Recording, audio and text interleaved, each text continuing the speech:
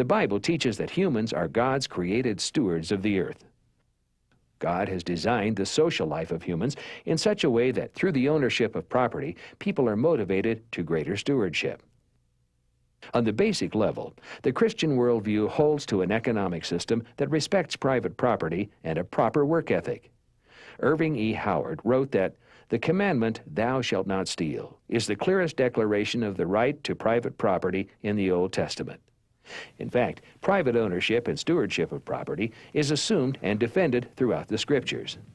Biblically, we have the basis for an economic system that recognizes a right in individuals to own property, and ownership entails control, as we can learn from other parts of Scripture.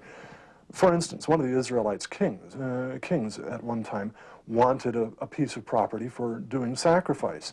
It was a vineyard owned by a man named Naboth, and it became clear, we're told in the text of Scripture, that the king could not take that property for his use as king without paying Naboth.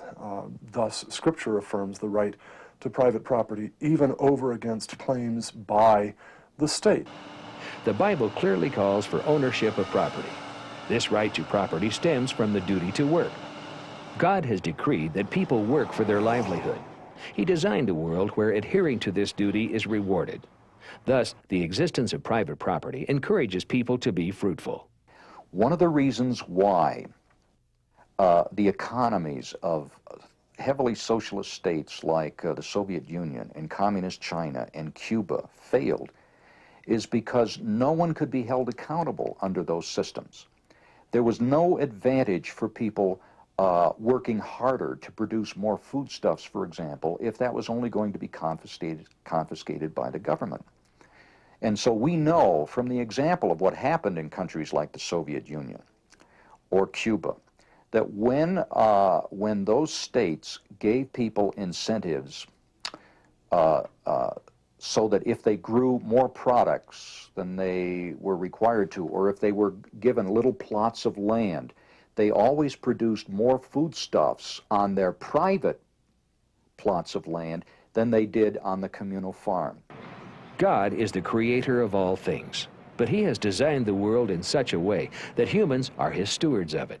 God grants people private ownership of His creation, but people are accountable to Him for the way they use their property. Because of this, Christians have a duty to use their property wisely. Property is not intended to merely be hoarded or to simply be taken away. Rather, under the direction of God, humans are to work, be rewarded for their work, enjoy these rewards, and serve others as well. The marketplace has an inescapably civilizing effect upon those who want to participate in it. If, for example, you're a pharmacist and you want to make a living in pharmacy, you're going to have to do some things that maybe you don't like doing. You're going to have to go to work on time. You're going to have to offer your services and your products at a price that people can pay. You're going to have to be courteous, even to people that are irritating to you. You have to be the sort of man that people enjoy dealing with and who they will come back to, the sort of person that they're going to have confidence in. If they have even the slightest suspicion that you're abusing them, they'll go to some other pharmacist. That is, what I'm saying is that the marketplace will make you act as if you were a civil and giving person, even if you're not. That is, the marketplace won't change your heart.